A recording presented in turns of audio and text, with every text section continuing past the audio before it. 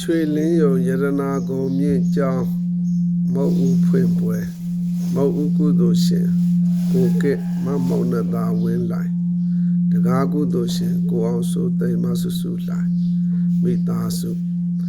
နေ့ရက်10ရက်17လ2025နေရာရွှေလင်းယုံရတနာကုံမြင့်ကျောင်းနနက်9 နာရီစတင်မှာဖြစ်ပါတယ်ရွှေလင်းယုံရတနာကုံမြင့်ကျောင်းမုတ်ဦးဖွင့်ပွဲမုတ်ဦးကုသိုလ်ရှင်ကိုကဲ့မမောင်နတာဝင်းလိုက်တကားကုသိုလ်ရှင်ကိုအောင်စိုးသိမ်းမဆုစုလိုက်နေ့ရက်10ရက်17လ2025တနင်္လာနေ့ရွှေလင်းယုံရတနာကုံမြင့်ကျောင်းတိုက်နနက်9 နာရီချိန်မှာရေစက်သွန်းချမြပြူမှာဖြစ်ပါတယ်ယနေ့နနက်ဖွင့်လှစ်မှာမဟုတ်ဘူးဖြစ်ပါတယ်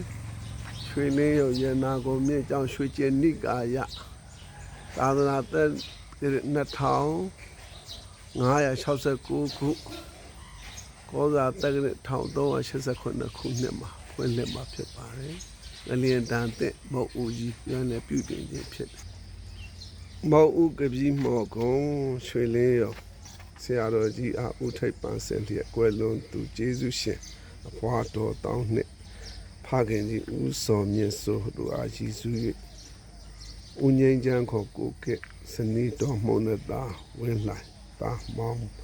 ဘုံတီစသမီးမအလင်္ကာဖူမိသားစုကုသိုလ်နှစ်ရပ်ကွက်ပကြီးတကားလန်းတောင်ကုန်မြို့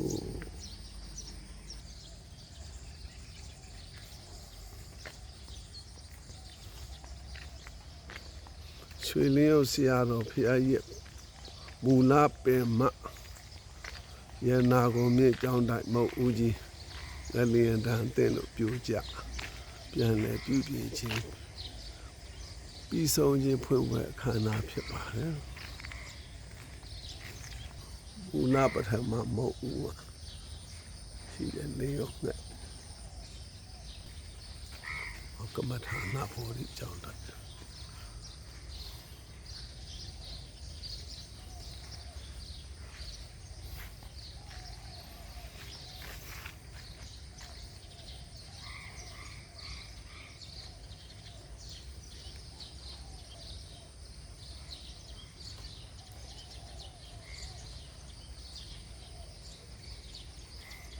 ရွှေလင်းယုံရတနာကုံမြင့်ကျောင်း